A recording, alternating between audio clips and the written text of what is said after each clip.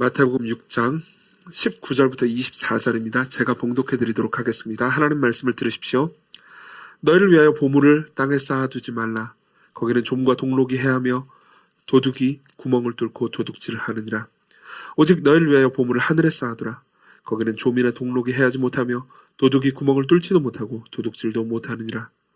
네 보물을 있는 그곳에는 네 마음도 있느니라. 눈은 몸의 등불이니 그러므로 내 눈이 성하면 온몸이 밝을 것이요 눈이 나쁘면 온몸이 어두울 것이니 그러므로 내게 있는 빛이 어두우면 그 어둠이 얼마나 더하겠느냐. 한 사람이 두 주인을 섬기지 못할 것이니 혹 이를 미워하고 저를 사랑하거나 혹 이를 중히 여기고 저를 경히 여김이라. 너희가 하나님과 재물을 겸하여 섬기지 못하느니라. 아멘. 오늘 혹시 여기 예배에 처음 방문하신 분들이라면 이 본문을 읽고 오늘은 돈에 관한 설교로군. 잘못 왔구나 라고 생각할지도 모르겠습니다. 네, 돈에 관한 설교이긴 합니다. 본문이 지난주 본문 다음에 이 본문이니까요.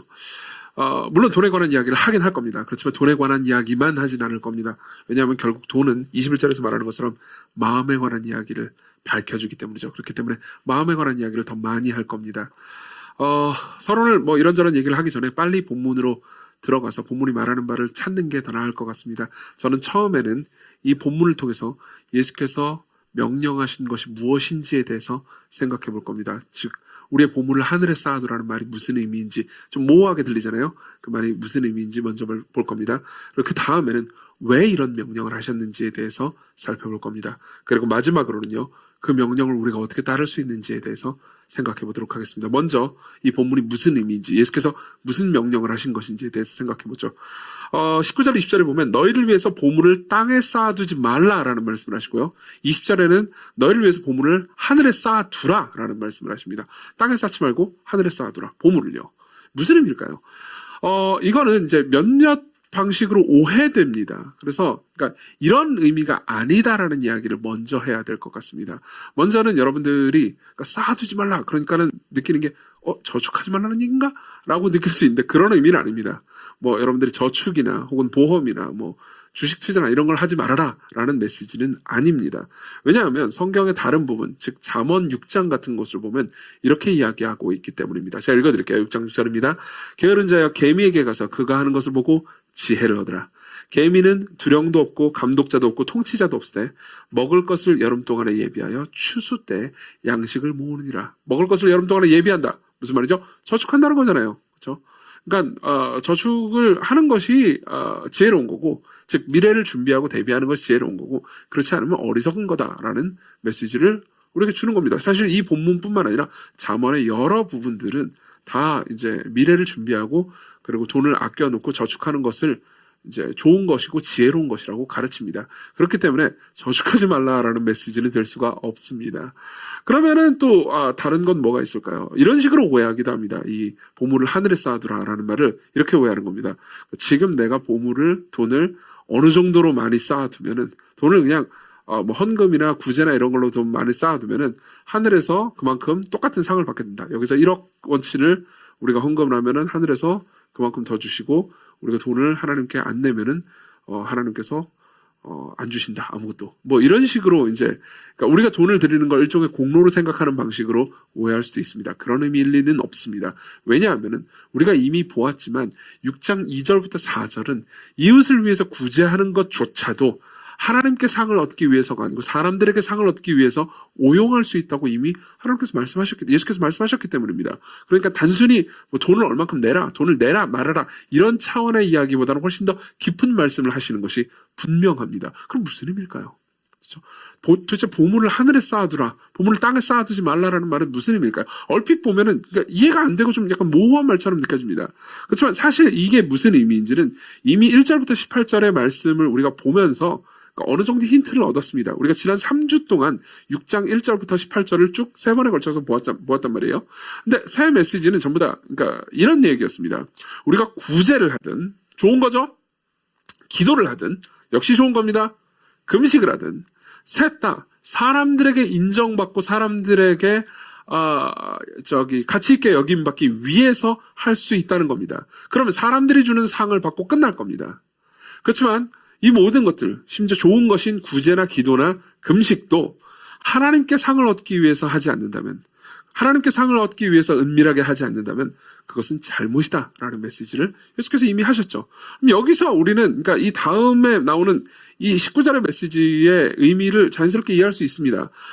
하늘에 보물을 쌓아두는 것은 이걸 의미합니다. 하나님께 상을 얻기 위해서 혹은 하나님께 인정받기 위해서 자신의 돈, 재물을 사용하는 것을 가리킵니다. 그리고 땅에 돈을 쌓는 것은요, 하나님께 인정을 받기 위해서 가지고 세상이 나한테 줄 수 있는 것, 이 땅에서 가질 수 있는 것만을 가지기 위해서 내 돈을 사용하는 것을 가리키는 거죠. 그렇기 때문에 우리가 이제 이 본문을 이해할 때는 좀 섬세한 이해가 필요합니다. 특히 땅 혹은 세상이라는 단어 있잖아요. 이 단어를 쓸 때는 우리는 종종 이렇게 오해하기 쉽습니다. 그러니까 교회에 있을 때는 왠지 하늘에 속한 것 같고, 그리고 뭐 밖에 있을 때, 뭐 직장 생활할 때 이때는 뭐 뭔가 땅이나 세상에 속한 것 같다, 이런 식으로 이해하면 안 됩니다. 예컨대 여러분들이 지금 교회에 있습니다. 그리고 예배를 드리고 있죠. 저는 지금 설교를 하고 있는 중입니다. 그러면은 우리는 보통 이건 굉장히 하늘에 속한 것 아닌가, 종교적인 것 아닌가, 하나님께 속한 것 아닌가라고 생각할 수 있습니다. 저는 지금 뭘 하고 있습니까? 설교를 하고 있습니다. 그럼 설교는 왜 하는 겁니까? 많은 사람들이 오해하는데 설교는 1차적으로 여러분들을 훈육하고 가르치기 위해서 하는 게 아닙니다. 그게 아니었어요? 아닙니다. 설교의 1차적인 목표는요, 강의와 다릅니다. 설교의 1차적인 목표는 예배입니다. 예배입니다. 무슨 말이냐면, 저는 설교를 통해서 여러분들에게 교육을 하기도 하고요, 훈계를 하기도 하지만 성경 말씀을 통해서요, 구체적으로는 하나님을 높이고 싶어 합니다. 이게 가장 중요한 부분이에요. 하나님께서 우리를 위해서 하신 일을 말해줌으로써 하나님은 얼마나 위대한 분인지 높이는 거죠. 찬양이 설교의 궁극적인 목표입니다. 하나님은 얼마나 위대한 분이신가, 하나님께서 우리를 위해서 얼마나 위대한 일을 하셨는가를 여러분들에게 선포하고 그분을 높이는 게 궁극적인 목표입니다. 그러나 제가 이 일을 하면서 저를 높이려는 의도를 가질 수도 있겠죠. 그렇죠? 그렇다면 저는 제 마음 가운데 이미 세상이 들어와 있는 셈입니다. 지극히 종교적이고 하나님을 예배한다라는 목적을 가진 모임에서의 자리에서도 세상이 은근히 들어와서 침투하고 자리를 잡을 수 있는 거죠. 그렇죠?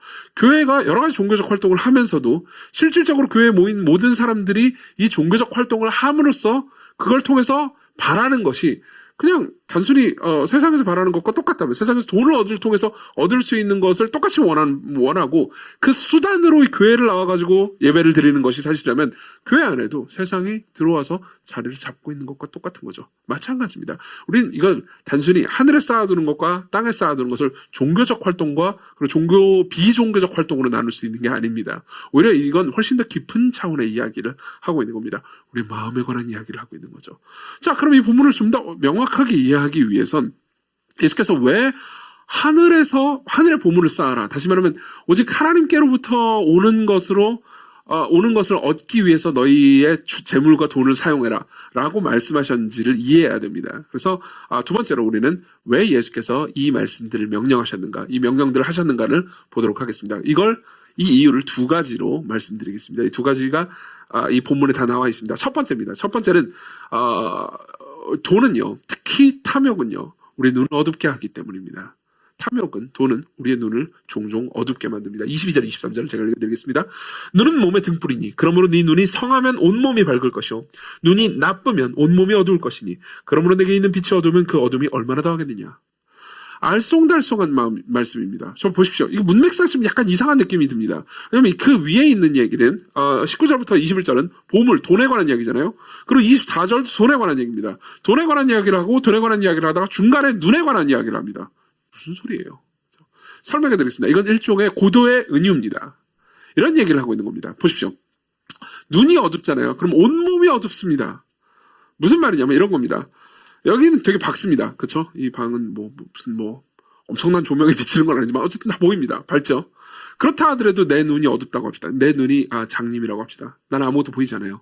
그러면 밖에 아무리 밝아도요, 다 어둡습니다. 그렇죠? 게다가 내 그러니까 몸에 기관들이 많잖아요. 손도 있고 발도 있고 여러 가지 기관들이 있잖아요. 그 기관들이 멀쩡해도 눈 하나만 감기잖아요. 그럼 모든 기관들이 다 장님이 됩니다. 제가 눈을 감기는 즉시 이 손은요, 원래 눈이 떴을 때는 하던 기능을 눈이 어두운 즉시 아무것도 기능하지 못합니다. 지금 저는 눈을 뜨고 있습니다. 눈이 밝죠? 그럼 저는 정확하게 제가 가지고 있는 태블릿 PC를 이렇게 넘길 수 있습니다. 다음 페이지로요. 그렇지만 제가 눈이 감긴다고 합시다.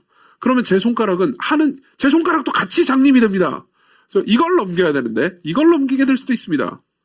그렇죠? 이 부분이 웃겨요. 감사합니다.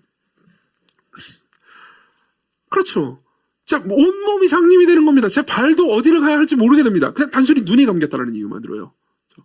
이걸 통해서 무슨 얘기를 하고 싶은 걸까요? 자, 돈에 관할 때, 탐욕에 관할 때, 우리는, 그러니까 이게 죄인지, 내가 지금 탐욕을 가지고 있는지 아닌지를 잃어버리게 됩니다. 우린 눈이 가립니다.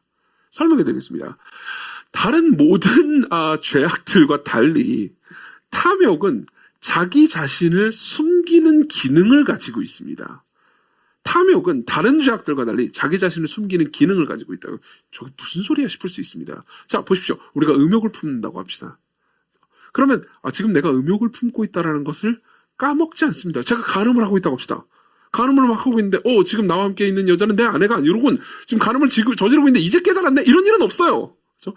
이미 치밀하게 준비된 겁니다. 그걸 다 알고 있는 과정 중에서도 죄를 저지르고 있는 거죠. 내가 누군가를 미워하고 있습니다. 아주 적대시하고 있어요. 근데 시간이 지나고 보니까 정신 차려보니까 내가 누군가를 미워하고 있었네. 이렇게 생각하지 않습니다. 미워하고 있을 그때는 미워함과 동시에 내가 미워하고 있다는 것을 알고 있습니다. 그렇죠? 근데 탐욕은 달라요. 탐욕은 내가 지금 탐욕을 품고 있는데 내가 탐욕을 품고 있는지 잘 모릅니다. 저는 이걸 여러 가지 방면으로 증언해 드릴 수 있습니다. 예컨대 저는 제가 몇 주 전에도 얘기했는데요. 제가 좀 관종 같긴 하지만 제가 올린 설교에 이제 조회수를 봅니다. 너무 관종 같죠? 그렇지만 조회수를 알 수 있는 것들이 있습니다. 예컨대 최근 제가 몇 달간 한 설교의 최고 조회수를 기록한 설교는 음욕이라는 제목을 가진 설교였습니다. 음욕이라는 설교는 제목을 그냥 뭐 그 설교 다른 설교보다 더 탁월하거나 대단한 통찰을 주는 것도 아니에요. 그냥 제목이 음욕일 뿐입니다. 그죠? 근데 굉장히 높은 조회수를 자랑합니다. 왜요? 사람들은 다 내가 음욕에 있어서는 문제가 있지라고 생각하기 때문입니다. 그렇지만 제가 오늘 이 제목을 탐욕이라고 저지르는 게 아니고 지었다고 합시다. 말을 왜 이러지? 지었다고 합시다. 그러면요, 제가 장담컨대 조회수가 그렇게 높지 않을 겁니다. 왜냐하면 사람들은 자신이 탐욕스럽다고는 잘 생각하지 않기 때문입니다. 전 지난 10년간 사람들을 목양해왔고요. 그리고 수많은 사람들이 자기가 이런 죄를 저질렀다라는 이야기를 들었습니다. 목회를 계속 하다 보니까 사람들이 저지른 죄에 대해서도 잘 알게 되더라고요. 제가 이건 진짜 입 조심해야 되겠구나라고 느낄 때가 한두 번이 아닙니다. 근데요, 저는 너무 음욕이 너무 심해요. 저는 사람들을 너무 미워해요. 이런 이야기들을 수도 없이 들었지만 저는 너무 탐욕스러워요. 이런 얘기를 거의 듣지 못했습니다. 최근에 하나 들었는데 그거 좀 이따 얘기해 드리겠습니다. 최근에 한번 들은 적이 있는데 그 외에는 거의 들은 적이 없습니다. 자신이 탐욕스럽다고 거의 생각하지 않습니다. 여러분, 탐욕 그러면은 우리는 이런 식으로 보통 생각합니다. 맞아, 탐욕스러운 사람들이 있지. 저 돈 많은 사람들, 저 부유한 사람들, 언론에 오르내리는 재벌들, 그런 사람들이 탐욕스러운 사람이야. 근데 나는 돈이 거의 없잖아.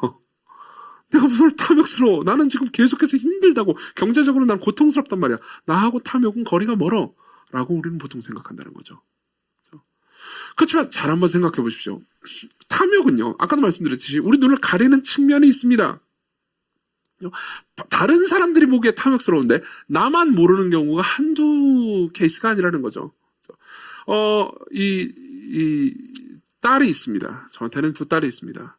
그래서 제가 물어봤습니다. 너는 네가 욕심쟁이라고 생각하니? 아니라고 대답했습니다. 그러고 나서 그 다음 질문을 던지는 거죠. 넌 동생이 욕심쟁이라고 생각하니? 맞다고 대답했습니다. 동생을 이제 만나는 거죠. 동생아, 너는 언니가 욕심쟁이라고 생각하니? 맞다고 대답했습니다. 너는 네가 욕심쟁이라고 생각하니? 아니라고 대답했습니다. 그리고 나서 이 모든 걸 종결지어줄 사람을 제가 찾았죠. 엄마입니다. 엄마한테 묻습니다. 엄마, 이 두 딸들은 욕심쟁인가요? 둘 다 똑같이 욕심쟁이라고 말합니다. 그렇죠? 왜냐하면 제가 지난주에도 말씀드렸듯이 우리는 중요한 부분입니다. 우리 자신의 죄에 대해서는 굉장히 둔감한 반면에 다른 사람들의 죄에 대해서는 민감하기 때문입니다. 그리고 이건 탐욕에 있어서 가장 적나라하게 드러납니다. 우리는 우리 삶이 좋아지는 걸 좋아지는 거라고 생각 못합니다. 예를 하나 들어드리죠. 제 예를 들어드리는 것이 여러분들의 마음에 더 편할 테니까 제 예를 들어드리도록 하겠습니다. 저는 커피를 좋아합니다. 커피 제가 좋아하는 거 아시죠? 저는 중학교 2학년 때부터 커피를 마셨습니다. 중학교 2학년 때 뭔가 시험 공부를 하면 밤을 새야 될 것 같은 압박감, 물론 실제로 참 밤을 샌 적은 없어요. 밤을 새야 될 것 같은 압박감이 드는 거예요. 근데 이제 뭐 영화 같은 걸 보면 밤을 새는 사람들은 커피를 마시더라고요. 그래서 저는 커피를 한번 마셔볼까? 라는 생각이 들었습니다. 그래서 그때 얼마 없는 용돈을 털어가지고 가게에 가서 맥스웰 커피를 하나 샀습니다. 그때는 맥스웰이 제일 최신 커피였어요. 그래서 샀습니다. 그럼 마셨어요. 세상에 달더라고요. 달달하니까 좋잖아요. 달달하니까 좋고, 그때 이제 따뜻한 걸 마셨거든요. 따뜻하고 달달하니까 어떻게 되겠어요? 잤어요. 전 편안하게 잤습니다. 그래서 이 커피 마시고 책을 보면 그렇게 잠이 잘 오더라고요. 어쨌든 간에 그 이후로 커피를 좋아해서 커피를 많이 마셨습니다. 근데 이제 문제는 그게 아닙니다. 많이 마시면서 뭐 저는 이제 제가 미식가인 건 사실입니다. 제가 맛있는 음식을 좋아하긴 해요. 그렇다고 해서 맛없는 음식을 싫어하는 건 아닙니다. 저는 대충 그냥 다 잘 먹습니다.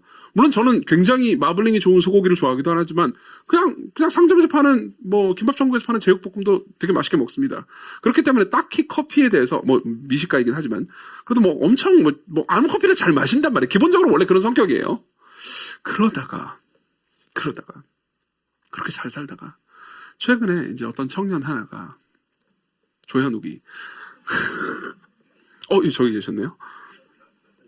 커피를 내려주는 거예요. 얼마나 좋습니까? 감사하잖아요. 근데 문제는 그 비극은 거기서부터 시작됐습니다. 이게 맛있는 거예요. 그래서 이제 계속 마시다 보니까는 원래 생각해보세요. 우리 보통 커피 전문점 같은 데 가가지고 마시는 커피 고급 커피예요. 사실은 생각해보세요. 맥스웰보다 훨씬 고급 커피잖아요. 그 이제 그걸 이제 사가지고 뭐 스타벅 뭐 이런 데서 이제 마셨죠? 근데 막 쓴물 같은 거예요. 막 갑자기 토하고 싶은 거예요. 그러고 나서 이제 우리 현욱 형제가 내려주는 커피를 마시면 너무 완전 천상계죠. 너무 맛있는 거예요. 그래서 저도 이제 원래 드립 커피 잘 안 했거든요. 저도 이제 어설프게 그냥 물을 부어가지고 커피를 마시기 시작했습니다. 자, 보십시오. 좋은 거죠. 이게 나쁜 건 아닙니다. 좋은 거예요. 근데 생각해 보십시오. 제 삶의 질은 높아졌습니까? 안 높아졌습니까? 높아진 겁니다. 저는 아주 고급 커피를 마시고 있습니다. 저 오늘도 한 잔 마셨습니다. 오광준 선생님 내려줘서. 저는 삶의 질이 높아졌을 뿐만 아니라 부자가 된 겁니다. 근데 이 모든 과정, 이게 한 두세 달? 한 세네 달 됐죠? 두세 달, 세네 달이 지나는 과정 중에서 저는 제가 부자가 됐다고 한 번도 생각해 본 적이 없습니다. 제가 부유해졌거나 제 삶이 업그레이드 됐다고 한 번도 생각해 본 적이 없습니다. 그냥 난 뭐 여전히 그냥 뭐 똑같이 이라고 생각했는데 사실 생각해 보면요. 난 더 업그레이드 되고 부유해진 겁니다. 근데 그렇게 생각해 본 적이 없는 거죠. 왜냐하면 우리는 업그레이드를 당연한 것으로 여기는 시대를 살고 있기 때문입니다. 생각해 보십시오. 예수님 시대는요, 업그레이드라는 게 흔치 않았습니다. 100년 전에 있던 겉옷 한 벌로 살던 사람들이요, 100년 후에도 겉옷 한 벌로 살았습니다. 그렇지만 우리는요, 예를 들면 여러분들이 태블릿 PC 하나만 가지고도요, 2년, 3년 지나면 구형이 됩니다. 업그레이드가 필요해요. 그리고 업그레이드를 해도 느려지기 때문에 불만이 생깁니다. 그리고 업그레이드를 합니다. 업그레이드를 하기 전보다 업그레이드를 한 후가 더 부자가 된 건데, 우린 부자가 됐다고 생각하지 않습니다. 당연한 거라고 생각하죠. 전자제품뿐만 아닙니다. 삶에서 우리는요, 삶이 좀 더 풍요로워지고 윤택해지고 여러 가지가 좋아지는 것을 나쁘다고 얘기하는 게 아닙니다. 여러분, 그걸 나쁘다고 얘기하면서 여러분들을 정죄하고 싶은 게 아닙니다. 좋은 겁니다. 하나님의 선물입니다. 그렇지만 그게 더 부유하게 됐다고는 절대 생각하지 않습니다. 안 그렇습니까?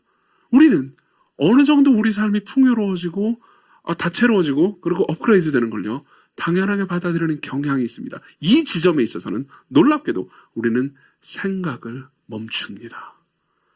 그리고 이게 탐욕의 근원입니다. 탐욕은 스스로를 숨깁니다. 제 친구 중에서요, 굉장히 이제 명문대를 졸업하고 그리고 좋은 사람들이 이제 선망하는 대기업에 들어간 사람이 있었습니다. 그리고 이제 한 10년 전쯤인데요, 그 대기업이 이제 사회적으로 굉장히 지탄을 받는 방식으로 경영을 해가지고 이제 문제를 일으킨 적이 있었어요. 법을 어긴 건 아니었습니다.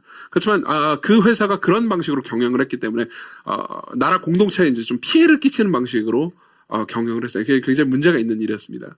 그래서 이제 사람들이 다 손가락질하고 있었던 그런 사건이 있었어요. 그래서 저도 뭐 진짜 이 회사는 좀 뭐랄까, 이 사회 공동체 그리고 특히 약자들에게 피해를 주는 방식으로 돈을 벌고 있구나, 잘못됐군이라는 생각을 하고 있었어요.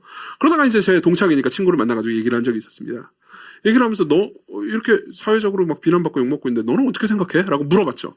근데 그 친구가 되게 놀라운 대답을 저한테 들려줬습니다. 참고로 이 친구는 굉장히 똑똑한 친구입니다. 명민하고 통찰력이 늘 넘치는 사람이었어요. 그리고 그 사회적으로 굉장히 비난받는 일의 중심에서 그 일을 하고 있던 친구였습니다. 저한테 이렇게 얘기하더라고요. 그냥 나는 돈을 벌고 싶었을 뿐인데 한 번도 그 문제에 대해서 생각해 본 적이 없어. 자, 이게 중요한 부분입니다. 우리는요, 자, 보십시오. 기업이 있습니다. 기업의 숙명은 돈을 버는 겁니다. 맞죠? 그리고 돈을 버는 게 되게 당연하다고 생각합니다. 당연하지 않다고 얘기하는 게 아닙니다. 그렇죠. 근데 거기까지만 생각을 합니다. 그리고 그 행동이 낳을 결과에 대해서 더 깊이 생각하는 것을 그만두는 거죠. 탐욕은 우리의 생각을 그치게 만듭니다. 우리 모두, 여러분들 모두 다 그렇게 생각합니다. 난 가난한데. 참고로 여러분들이 오늘 설교를 듣고 난 가난한데 가난한 사람을 위로해주지 않고 너무 고통스럽게 하는 거 아니야? 라는 생각이 든다면 다음 주 설교를 꼭 들으십시오. 다음 주 설교하고 이번 주 설교는 짝이니까요. 여러분들의 가난을 위로해드릴게요. 근데 어쨌든요. 좋아요. 우리 모두 가난합니다. 그렇기 때문에 우리는 가난하니까 우리가 돈을 벌고 더 많이 가지고 하는 것이 정당하다고 생각합니다. 꼭 잘못됐다고 말하고 싶은 게 아닙니다. 근데 거기서 생각을 멈춰버리는 거죠. 내가 더 돈을 벌고 더 많이 부유해지고 그 결과로 내가 무언가를 잃을지도 모른다라는 생각 자체는 아예 안 하는 겁니다. 그게 탐욕이 우리 안에서 하는 일이에요. 우리 눈을 멀게 만드는 거죠. 우리는 우리가 탐욕스럽다는 것을 잘 모릅니다. 탐욕은 저기 부자들이나 가지고 있는 악이라고 생각하는 거죠. 아니요. 탐욕은 저와 여러분들 안에 생생하게 살아있는 악입니다. 그뿐 아닙니다. 예수께서 보물을 하늘에 쌓으라고 한 이유는요. 다른 이유도 있습니다. 우리의 눈을 멀게 하기도 하지만요.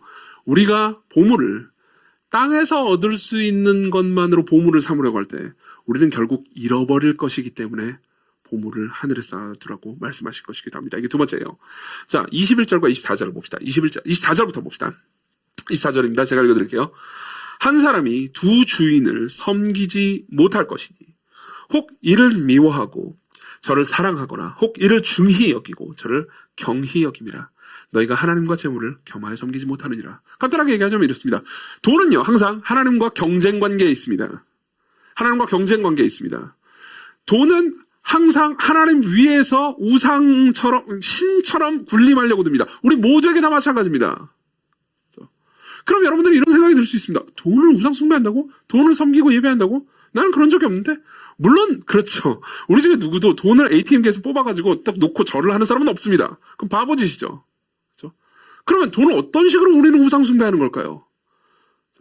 21절에 그 힌트가 있습니다. 21절은 이렇게 말합니다. 되게 중요한 말씀이에요. 네 보물이 있는 곳에는 네 마음도 있느니라. 네 보물이 있는 곳에는, 네 돈이 있는 곳에는 뭐가 있어요? 네 마음도 있다고요. 이것처럼 우리 마음을 해부하고 탐사하는 구절은 없습니다. 보십시오. 우리는 정확히 돈을 우상 숭배한다기보다는 돈을 수단으로 사용해서 얻을 수 있는 무언가에 우리 마음과 모든 가치를 둡니다. 그것을 우상 숭배하는 거죠. 돈은 늘 마음을 밝혀줍니다. 마음의 움직임을 밝혀줍니다. 여러분들이 만일, 예전에 제가 이런 얘기를 많이 했는데요. 여러분들이 만일 그러니까 내 삶에 내 마음의 우상이 무엇인지 나는 발견하고 싶다 라고 생각한다면 여러분들이 그냥 직관적으로 혼자 나는 우상이 이런 것 같아. 나는 뭐 우상이 남자친구 같아. 혹은 나는 우상이 뭐 그냥 단순히 돈인 것 같아. 이렇게 생각하기보다는 여러분들이 돈을 어디에 쓰는지를 보면은 잘 알 수 있을 겁니다. 어디에 쓰는지를요. 옛날에 제가 목회적으로 좀 덜 정교할 때는 이런 식으로 말하곤 했습니다.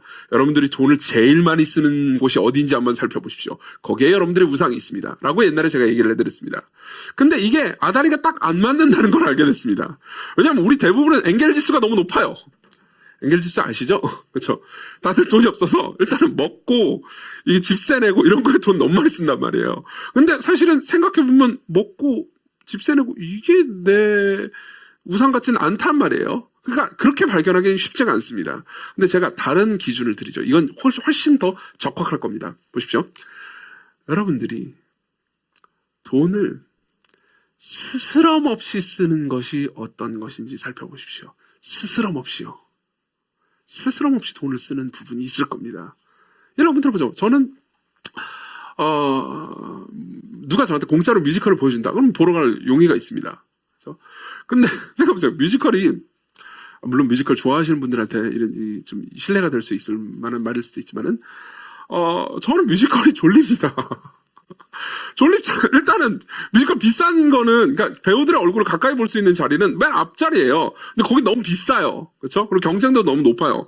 그래서 좀 이제 저렴한 그래도 하려고 자리로 가려고 그러면은 배우들 얼굴 동선도 잘 안 보인단 말이에요. 그냥 노래만 들려요. 그렇죠? 그런데다가 저는 언어로 말하는 걸 좋아하지, 언어를 음악으로 말하는 걸 별로 좋아하지 않아요. 뭔 소리인지 잘 모르겠어요. 뭔 소리인지 잘 모르겠지. 배우 얼굴 안 보이지. 어떻게 되겠어요? 졸립죠. 그래서 잡니다. 그럼 같이 간 사람을 짜증나게 만드는 거죠. 그렇죠? 그래서 저는 뮤지컬에 돈을 그렇게 많이 쓰는 걸 좋아하지 않습니다. 저는 제가 안 좋아하는 거 돈을 안 씁니다. 여러분, 어떤 분들은 이 헤어컷을 2, 3주 만에 한 번씩 어떤 분들이 아니고 모두가 그런가요? 어쨌든 대부분의 사람들은 헤어컷을 2, 3주 만에 한 번씩 하는 걸로 알고 있습니다. 저는 2, 3달 만에 한 번씩, 저를 보시면 아시잖아요. 최근에 제가 헤어컷을 했죠. 2주 전에 했어요. 그리고 앞으로 제가 보기에는 최소 2달은 남았습니다. 이렇게 덥수룩 해가지고 좀 보기 싫다 할 때까지, 보기 싫다라는 얘기를 들을 때까지 기르다가 그 다음에 이제 자르죠. 왜냐면 돈이 너무 아깝거든요. 돈이 정말 아까워요. 뮤지컬 이런 거 돈이 너무 아깝습니다. 그렇지만 제가 돈을 스스럼 없이 쓰는 것이 있죠.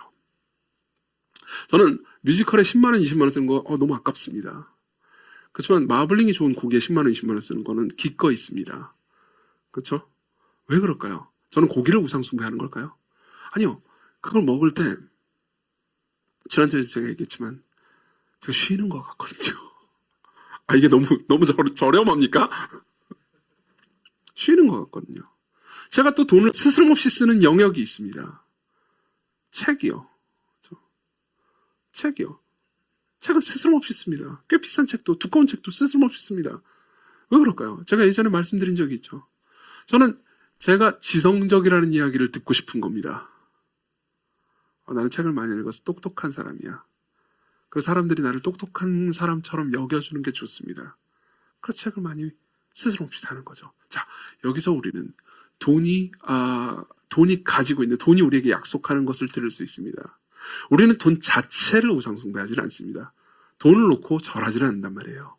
그렇지만요, 종종 기억해 놓으십시오. 돈은요, 우리로 하여금 우리가 안전하다고 느끼게 해줍니다. 맞죠? 난 집이 없어요. 근데 집이 한 채 생기면 안전할 것 같지 않습니까? 그렇죠? 내가 이 삶에서 이 세상에서 좀 더 안정적으로 살 수 있을 것 같잖아요. 자, 그럼 한 채가 생기면 어떤 생각이 들까요? 한 채가 더 생기면 안정적이라는 생각이 들 겁니다. 2채가 생기면요, 새를 매번 꼬박꼬박 받아먹을 수 있는 건물도 한 채 생기면 더 안정적이라고 느낄 겁니다. 우리는 돈이 우리를 안전하게 해준다고 느끼기 때문에 돈을 원합니다. 궁극적으로 우리가 원하는 건 안전인 거죠. 우리는 돈이 우리를 자유롭게 해준다고 느낍니다. 그렇죠? 여러분들 중에 많은 사람들이 이런 생각이 들 겁니다. 나는 직장 어쩔 수 없이 다니고, 이걸 안 다니면 내가 집세도 낼 수가 없고 뭘 할 수가 없기 때문에 어쩔 수 없이 직장을 다니고 있어. 근데 내가 진짜 경제적으로는 자유롭다면 이 직장 다 때려치고 내가 하고 싶은 일을 할 텐데. 여러분들 이런 생각 하지 않습니까? 이 생각을 왜 하는 겁니까? 돈이 우리를 자유롭게 해준다고 느끼기 때문입니다. 그리고 돈은 우리가 상황을 통제할 수 있다고, 혹은 상황을 다스릴 수 있다고 느끼게 만듭니다. 그렇죠? 돈만 있다면 이 상황에서 내가 이걸 돈을 써서 무언가 통제할 수 있을 텐데. 그렇지만 예수께서는 이렇게 말씀하십니다. 19절을 보십시다. 예수께서는 그것이 허상이라고 말씀하십니다. 19절. 너희를 위하여 보물을 땅에 쌓아두지 말라. 거기는 좀과 동록이 해하여 도둑이 구멍을 뚫고 도둑질하느니라. 이건 역시 은유입니다. 이건 간단히, 그러니까 이런 의미입니다. 좀과 동록, 좀은 일종의 나방의 일종입니다.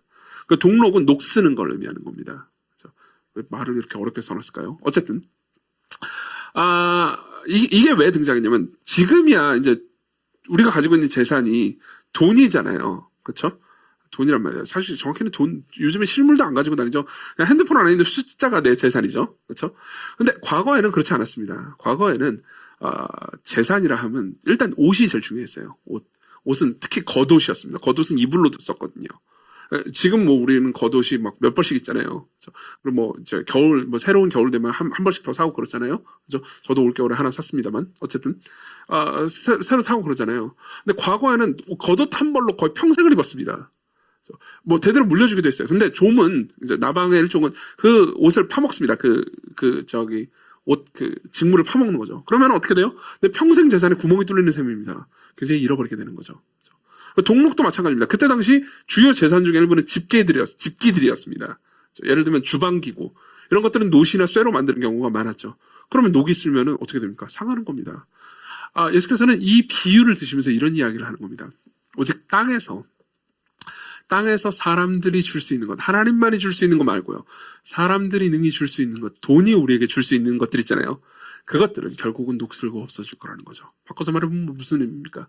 내가 돈을 사용해서 얻을 수 있는 무언가는 돈을 사용해서 일시적으로 얻을 수 있는 것처럼 보이지만 결국은 사라져버릴 거라는 겁니다. 많은 사람들은 돈을 원합니다. 왜요? 돈이 무언가를 컨트롤할 수 있는 것처럼 보이거든요. 실제로 그렇지만 돈은요, 깊은 데로 들어가면 조금 더 인생을 장기적으로 보잖아요. 그럼 돈은 아무것도 컨트롤하지 못합니다. 돈은요, 아무것도 멈출 수 없습니다. 돈은요, 죽음을 멈출 수 없습니다. 맞죠? 돈은요, 비극을 멈출 수 없습니다. 삶에서 여러분들이 경험하는 고통스러운 일들, 갑자기 다가오는 불행을 멈출 수 없습니다. 그죠? 돈이 있다고 해가지고 불행이 비껴가는 건 아니에요. 돈은 관계가 깨지는 것 역시 멈출 수 없습니다. 돈이 많은 사람들도 배신을 똑같이 당합니다. 여러분들 중에서요, 지난 한 주간, 그리고 지난 몇 달간, 내가 사람들을 인간관계에서 배신당해서 너무 고통스럽다라고 느끼는 분들도 있을 겁니다. 돈이 많은 사람들도 똑같이 느낍니다. 아니, 더 많이 느끼는 경우도 많습니다. 돈은 사람들과 환경과 상황을 컨트롤할 수 없습니다. 어느 정도, 그러니까 없는 것보다는 더 나은 것처럼 보입니다. 되게 유명한 말이 있습니다. 돈은 우리에게 행복을 주지 못한다. 들어본 적 있죠? 근데 그 다음 말이 재밌죠. 가난도 주지 못한다. 가난도 행복을 주지 못해요. 돈도 행복을 주지 못하고요. 그 말은 무슨 말이냐면, 가난을 제가 예찬하는 게 아닙니다. 가난이 좋은 거다라고 말하는 것도 아닙니다. 여러분들이 이 설교를 듣고 오해하시지 않으셨으면 좋겠는데요. 하나님께서는 여러분들이 돈을 원해도 하나님께서는 절대 돈을 주시지 않을 거다. 이렇게 말하는 것도 아닙니다. 그분은 여러분들의 선하신 아버지십니다. 그렇기 때문에 여러분들의 삶을 돌보기를 원하세요. 그렇지만 그것이 우리가 진짜 원하는 걸 다 주지는 못한다는 거죠. 돈은 나를 인정받게 해주는 것처럼 보입니다. 그렇지만 실제로 여러분들이 돈을 가지잖아요. 그럼 여러분들한테 더 많이 가진 사람들이 보일 겁니다. 여러분들이 자유를 원해서 돈을 가지잖아요. 그럼 돈을 가졌기 때문에 오히려 자유롭지 못한 경험들을 하게 될 겁니다.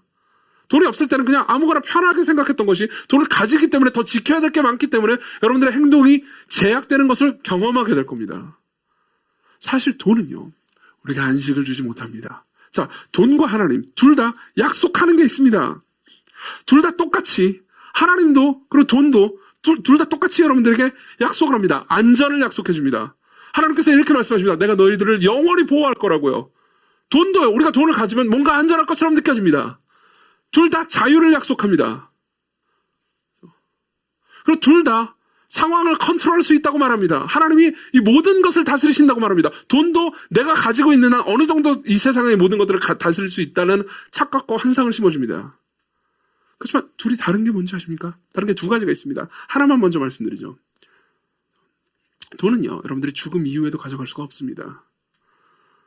돈은 상황을 컨트롤하는 것처럼 보이지만 실제로는 아무것도 컨트롤할 수 없습니다. 돈은 여러분들에게 안전을 주는 것처럼 보이지만 실제로는 진정한 안전은 주지 못합니다. 돈은 관계를 이어주지는 못합니다. 그렇기 때문에요, 예수께서는 누가복음 12장에 이렇게 말씀하신 적이 있습니다. 어떤 한 부자가 돈을 많이 벌었어요. 그래서 곡식을 창고에다 많이 쌓아놨습니다. 지금 버전으로 하면은 건물이 몇 채 있는 겁니다. 비트코인 지갑에 돈이 엄청나게 있고 그리고 굉장히 많이 오르고 있는 겁니다.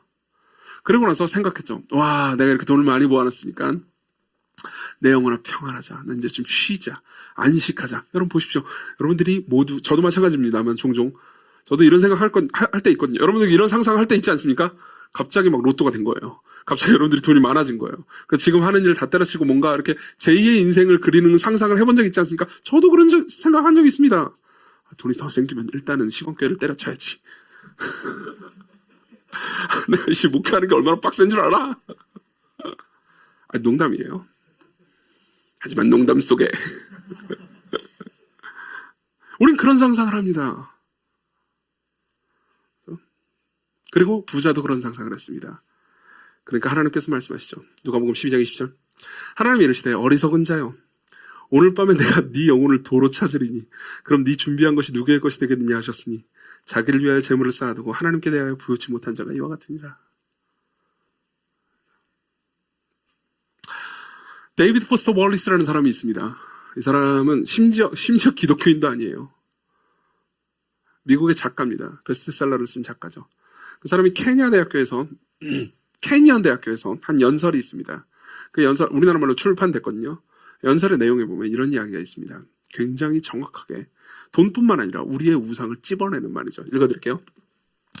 만일 당신이 돈이나 물질을 믿는다면, 즉 돈이나 물질에 우리 인생의 진정한 의미를 구축한다면, 거기서 여러분들이 안식을 찾는다면, 거기서 여러분들이 위로와 안전을 찾는다면 더는 필요 없다라는 충족감과 자족감은 결코 가질 수 없을 겁니다. 자기 자신의 육체, 미모, 성적인 매력을 중시하는 사람은 자신이 항상 못생긴 것 같은 느낌에 사로잡힌 채 삽니다. 실제로 그렇더라고요. 저는 목회를 하면서 많은 미녀들을 보아왔습니다. 미남들을 보아왔습니다. 그리고 늙어가는 과정들을 견디지 못하는 것도 보아왔죠. 그래서 시간과 나이의 흔적이 보이기 시작하면 최종적으로 땅속에 묻히기도 전에 100만 번씩 죽었다 깨어납니다. 어떤 면에서 우리는 모두 이런 사실을 이미 알고 있습니다. 권력을 숭배하는 사람은 자신이 약하다는 두려움에 가득 찬 인생을 살게 되며 그 두려움을 물리치기 위해서 타인에게 행사할 힘을 점점 더 필요로 하게 됩니다. 권력을 더 가지면 더 많은 걸 통치할 수 있을 줄 알았습니다. 근데 권력을 가질수록 운신의 폭이 좁아집니다. 사람들의 나를 보는 눈이 더 많아집니다. 더 자유로워질 줄 알았는데, 더 많은 걸 더 컨트롤할 수 있을 줄 알았는데 이제 아무것도 하지 못해요. 말도 함부로 못합니다. 여러분 생각해 보십시오. 대통령을 보면 강력한 권한을 가지고 있죠. 그렇지만 대통령은 말 한 번 잘못하면요, 나라가 전부 다 들썩입니다. 말을 함부로 할 자유가 없어요. 안 그래요? 그죠? 누가 대통령이 되든 마찬가지일 겁니다. 자신의 지성을 믿고 똑똑한 사람으로 보이고 싶어하는 사람은 종국에는 자신이 어리석은 협잡꾼인 것 같은 생각에 사로잡혀 항상 누군가에게 이를 들킬 것만 같은 두려움 속에 살게 됩니다. 저는 굉장히 똑똑한 분들을 많이 만나봤습니다. 박사학위를 마치고요. 그리고 아주 학문적인 탁월한 결과를 내놓는 탁월한 사람들인 거죠. 그런 사람들과 이야기할 때 이상한 공통점을 발견한 적이 있습니다. 전부 다 이야기를 할 때 마지막 부분에 어떤 이야기가 깊이 들어가잖아요. 그러면 제가 사실 그렇게 아는 게 많지는 않아요. 라는 이야기를 한다는 거죠. 여러분들 주변에 박사들한테 한번 물어보십시오. 제가 그 정도로 전문가는 아니에요. 그렇게까지 많이 아는 건 아니에요. 제가 전공한 분야에 대해서 알긴 하지만 그래도 아주 많이 아는 건 아니라고요. 굉장히 탁월한 논문을 발표한 똑똑한 사람들도요. 저는 그게 처음에 겸손인 줄 알았습니다. 근데 나중에 학계를 이해하고 나서 그게 왜 그렇게 말하는지 이해하게 됐습니다. 왠지 아십니까? 되게 놀라운 지점인데요. 학계는 이런 식으로 구성됩니다. 내가 어떤 논문을 발표해요. 그럼 사람들의 주목을 받습니다. 맞죠? 그러면은 잠시 후에, 몇 달 후에, 그리고 길게는 몇 년 후에요, 내 논문이 바보 엉터리 같은 논문이었다라는 것을 지적하는 논문이 나옵니다. 그리고 또 그 논문을 지적하는 논문이 또 나오고요. 항상 사람들은요, 내가 무언가를 알고 있지만 사실은 내가 모르고 있을지도 모른다라는 두려움에 사로잡혀 있는 거죠. 자, 우리가 뭘 원하든 결국은 이런 종말을 맞게 됩니다. 이걸 굉장히 잘 표현해준 소설이 있습니다. 이건 영화로도 나왔죠. 반지의 제왕입니다. 여러분들 중에 저랑 개인적으로 얘기를 많이 나누신 분들은 제가 반지의 제왕 완전히 반지의 제왕 덕후라는 걸 알고 있을 겁니다. 제가 좀 시간이 있다면 언젠가는 이 반지의 제왕을 다 같이 이걸 보면서 제가 중간중간 설명해주는 시간을 가졌으면 진짜로요. 진짜 재밌을 거예요. 아님 말고요. 반지의 제왕은 제가 이제 이 대학교 때 처음 읽었거든요. 그리고 그걸 읽고 나서 제가 받았던 충격이 있습니다. 저는 반지의 제왕 첫 권이 이름 뭔지 아세요? 네, 반지 원정대예요. 반지 원정대. 그래서 저는 이제 읽기 전에 이런 생각을 했어요. 사람들이 모여가지고 모험을 떠나는구나. 반지를 얻기 위해서. 그런 줄 알았어요. 그러면서 책을 보니까 반지를 얻기 위해서 떠나는 게 아니고 반지를 처음부터 가지고 있어요. 이 반지 이름은 절대 반지입니다. 이 반지는 인간의 욕망을 상징해요. 인간의 욕망과 우상을 상징합니다. 이 반지가 있잖아요. 그러면 이 반지를 가진 나는 힘이 있고 능력이 있고 안전하고 자유롭고 무엇보다 가치 있는 존재처럼 여겨집니다. 이 반지를 가진 모든 사람들이 자신이 가치 있는 존재처럼 느껴집니다. 엄청난 가치를 가집니다. 그리고 그리고 문제는 뭐냐면 이 반지 때문에 세상이 평화가 없는 거예요. 뭐 싸우론 얘기도 할 수 있는데 뭐 그만 얘기하겠습니다. 더 얘기하면 이상하니까요. 그리고 문제는 뭐냐면은 일본이 반지 원정대라고 그랬잖아요. 그래서 저는 이 반지를 얻으려고 찾는 건 줄 알았어요. 그래서 맨 마지막에 반지를 얻었다. 그리고 해피엔딩 이런 줄 알았는데 반지를 처음부터 가지고 있고요. 이 반지를 깨러 가는 거예요. 그게 반지 원정대예요. 이거는 J.R.R. 톨킨이 이 원작자가요. 그리스도인이었기 때문에 그러니까 인간의 성화를 이런 식으로 표현한 것이기도 합니다. 우리의 성화는요. 뭔가 얻기 위해서라기보다는 우리 안에 있는 욕망과 우리 안에 있는 우상을요. 깨러 가는 과정이기 때문이죠. 근데 그 영화에 보면요. 이 영화도 연출을 굉장히 잘했거든요. 이런 부분이 있습니다. 영화에 보면 인상적인 부분 두 가지만 얘기 드리죠. 하나는 이겁니다. 처음에 한 호빗이요. 이 반지를 가지고 있어요. 반지를 가지고 있는데 이 영화상에 보면요. 이 반지가 되게 가벼워요. 그래서 튕길 수도 있는, 이렇게 탁 하면 튕길 수도 있는 그런 가벼운 무게로 묘사됩니다. 그리고 딱 가질 때는 이 반지를 집을 때 있잖아요. 되게 가벼워요. 아무것도 아닙니다. 근데 이 호빗이요. 이 반지를 내려놓아야 할 때가 옵니다. 내려놓을 때는 나중에 영화를 한번 보십시오. 같이 볼까요? 반지를요. 이렇게 손으로 이렇게 내려놔야 돼요. 근데 그때 덜덜 떱니다. 내려놓기 싫은 거죠. 내려놓을 수 없는 거죠. 그러고 나서 내려놓을 때 갑자기 이 영화 내 연출이요. 이 반지가 굉장히 무거운 것처럼 연출합니다. 그러고 나서 이렇게 결국은 떨어뜨리거든요. 결국 딱 내려놓을 때 이거 핑그러로 돌면서 땅에 딱 드는데 쿵 소리가 납니다. 이거 뭘 상징하는지 아십니까? 우리가 돈으로 할 수 있는 것을 내려놓는 것을 그렇게 고통스러워하고 어려워한다는 거죠. 왜요? 말씀드렸잖아요. 돈은 우리를 가치 있는 사람처럼 여기게 만들어주니까요. 여러분들이 이런 경험을 해본 적이 있을 겁니다. 돈이 없어서 내가 가치 없는 것처럼 느껴질 때요. 돈이 없어서 내가 가치 없고 의미 없는 존재처럼 느껴질 때가 있습니다. 누군가에게 돈을 빌려야 할 때, 빌리지 않으면은 내가 지금 당장 무언가의 문제 해결할 수 없을 때, 그래 아쉬운 소리를 해야 할 때, 여러분들은 난 정말 가치 없는 존재라고 느낄 때가 있었을 겁니다. 제가 대학 다닐 때요. 처음 느꼈을 때가 그거였습니다. 대학 다닐 때 어차피 이제 1학년 때인데요. 용돈이 그때 이제 용돈 받아서 사용 안 했죠. 용돈이 얼마 안 들잖아요. 근데 저는 지혜롭지도 않단 말이에요. 관리를 잘못해요. 이 두 개가 합치면은 이제 빈궁하게 됩니다. 저는 돈도 없고 지혜도 없어요. 그럼 함께 빈궁하게 되는 거죠. 자, 저는 빈궁했습니다. 너무너무 가난했어요. 근데 친구한테 전화가 옵니다. 야, 그때 삐삐 시대였기 때문에 삐삐가 먼저 오고 그다음 제가 전화를 했습니다. 전화를 했습니다. 야, 나가서 놀자. 강남에서 영화 보자. 밥 먹자. 커피 마시자. 제가 뭐라고 했겠습니까? 전 돈이 없었어요. 그래서 이렇게 말했습니다. 나 아파. 몸이 아파. 오늘 쉴래. 아프긴 뭐가 아파요? 하나도 안 아파요. 근데 왜 아프다고 말했을까요? 차비가 없으니까요. 차비가 없다고 말하기 싫으니까요. 차비는 있었어요. 가서 영화를 보면 절반은 내가 내야 될 거 아니에요. 밥을 먹으면 절반은 내가 내야 될 거 아니에요. 그 친구는 나를 사랑하는 친구니까 사주긴 하겠죠. 근데 그게 싫은 거예요. 내가 가치 없고 의미 없는 존재처럼 여겨집니다. 여러분들은 이 경험과 똑같은 경험이 아니라 하더라도 돈이 없기 때문에 내가 무가치하고 연약하고 아무것도 아닌 것 같은 느낌을 가진 적이 있을 겁니다. 그래서 우리는 돈 혹은 돈이 줄 수 있는 무언가를 원합니다. 반지의 제왕에서 제일 인상적인 장면이 또 뭔지 아십니까? 반지의 제왕을 잘 몰라도 여러분들 골룸을 아실 겁니다. 골룸 아시죠? 골룸이 뭐라고 말하죠? 그 절대 반지를 가지고 싶어 하면서 My precious. 흉내내고 싶은데 흉내내면 이상할 것 같아서 My precious 이렇게 하잖아요. 맞아요. 우린 그 느낌이 뭔지 압니다. 그걸 우리가 가질 때 우리는 그것이 가치로울 뿐만 아니라 그것을 가진 내가 가치롭다고 느낍니다. 맞죠? 그럼 왜 예수께서요 하늘의 보물을 쌓지 말라고 했을까요? 땅의 보물을 쌓지 말라고 했을까요?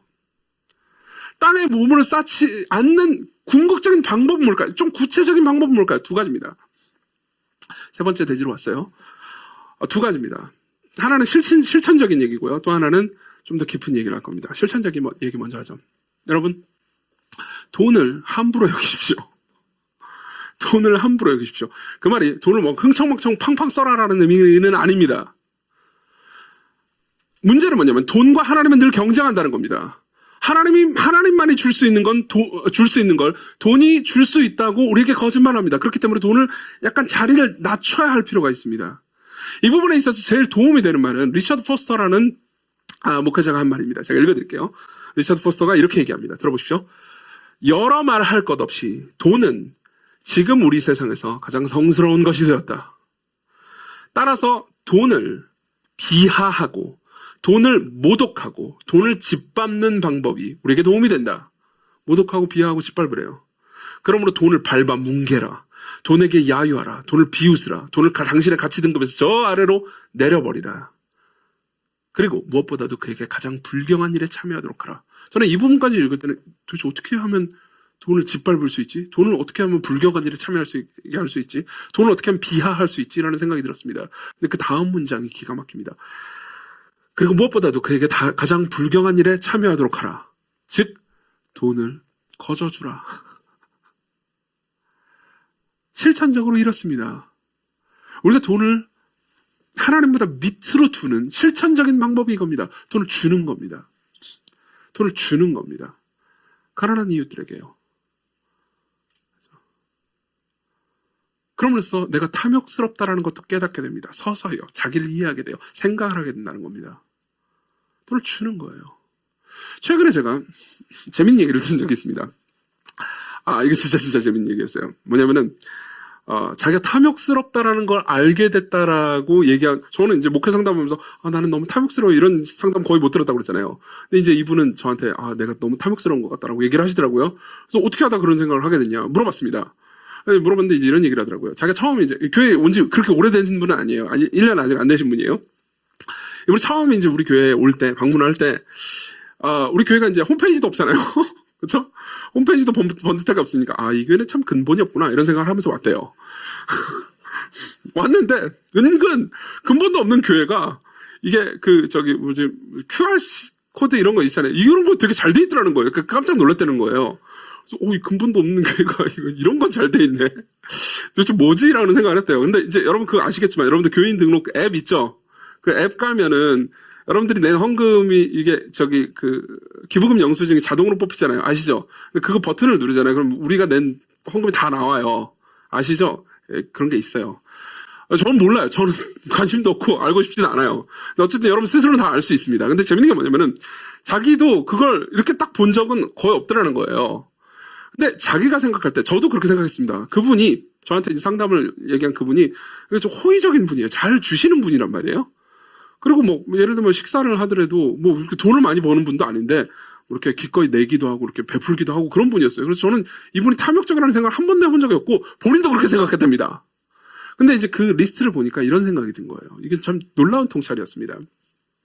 생각해보세요. 제가 누구한테 뭘 줍니다. 밥을 사줍니다. 그리고 봉투라도 하나 준다고 합시다. 그러면 최소한 그 사람은 알게 됩니다. 맞죠? 근데 제가 헌금을 내요. 그럼 아무도 몰라요. 아무도 몰라요. 우리 교회가 무슨 주보에다가 헌금 이름을 실어주지도 않잖아요. 그렇죠? 이 설교 요약시키도 지면이 부족한데 아무도 모르게 됩니다. 그러니까 어떻게 됩니까? 아무도 모르니까 안 하게 되더라는 거예요. 무슨 말인지 이해되십니까? 그러면서 그런 생각이 들어서 사실 나는 돈을 사용해서 환심을 샀던 거구나라는 생각을 했다는 겁니다. 저 굉장히 정직한 고백인 동시에 저도 생각도 못한 통찰이었습니다. 그러면 생각했던 거죠. 아무도 모르게 내 돈을 쓰는 것이 내가 돈을 함부로 여기는 방식이라는 걸 알겠다고요. 이게 하나의 방식입니다. 여러분들이 실천적으로 적용할 수 있을 겁니다. 그리고 더 깊은 이야기를 해보죠. 보십시오. 아까도 제가 얘기했듯이 우리는요. 돈이 없을 때, 사실 돈뿐만이 아닙니다. 무언가 없을 때 우리가 하찮다는 느낌을 가지게 됩니다. 여러분들 중에 지금도 많은 사람들이 내가 경제적으로 자유롭지 않기 때문에 그리고 아직 무언가 없기 때문에 내가 의미 없고 가치 없고 하찮다는 느낌을 가지고 있을 겁니다.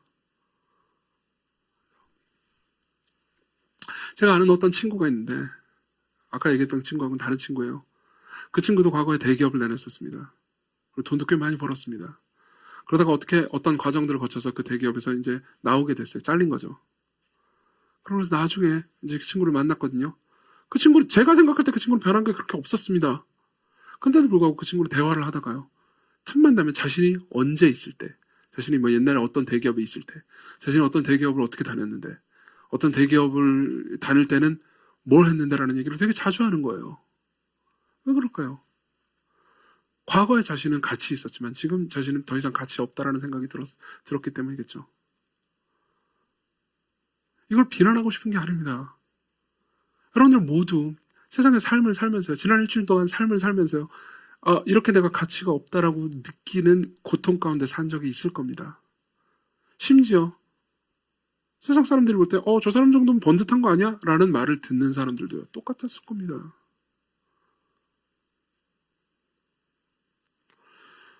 아까 제가 이런 말씀을 드렸습니다. 돈과 하나님이 다른 거는요. 돈은 이제 이 세상에서만 우리에게 무언가를 약속하고 죽은 이후에는, 영원 이후에는 아무것도 약속하지 못한다고 말씀드렸습니다. 그렇죠? 근데 한 가지 차이점이 더 있습니다. 돈과 하나님의 가장 큰 차이점이 뭔지 아십니까? 돈은요. 돈을 비롯한 모든 보물들은요. 여러분들이 그것을 얻기 위해서, 돈을 얻기 위해서 여러분들의 희생을 요구합니다. 맞죠? 여러분들이 돈을 얻기 위해서 여러분들은 많은 것을 희생해야 됩니다. 그러나 예수님은요. 여러분들이 그분을 얻기 위해서 여러분들이 아무것도 희생할 필요가 없습니다. 오히려 예수님은요. 여러분들이 예수님을 가지기 위해서 그분이 자신을 희생하셨습니다.